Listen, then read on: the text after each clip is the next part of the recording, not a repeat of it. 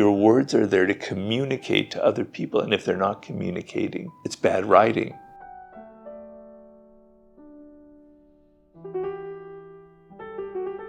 So someone wants to know, what is the best writing advice I've ever received? And they're probably expecting some very famous, important person to have given it. But no, I'll tell you who gave it to me. Mr. Smith, my English teacher in the 10th grade in high school. I think I was in the 10th grade. It might have been the 11th grade. Anyway, she was an English teacher, and I had an essay.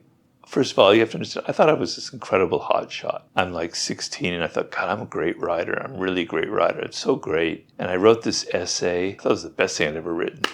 It comes back, and it's got all this red pencil on it back in the day when they did these kind of things. And it had a bad grade on it. For me, it was like a B- or a C+, which I never had.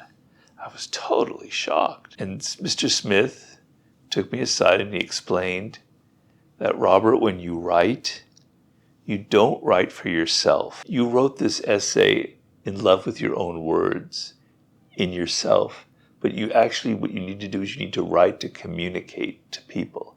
You need to communicate an idea. It's not about something that is inward, it's about something outward.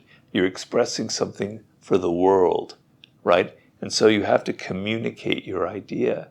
So writing a whole bunch of fancy things that excite you won't communicate. It won't mean anything to anybody. In fact, when they read it, they'll go, huh, what's he talking about? Which is what he did when he read it. He goes, think of your audience. Think of the people you're writing for. It's not like you don't have your own ideas or you don't interest or your own style. Yes, you do. But you have to keep in mind that your words are there to communicate to other people. And if they're not communicating, it's bad writing.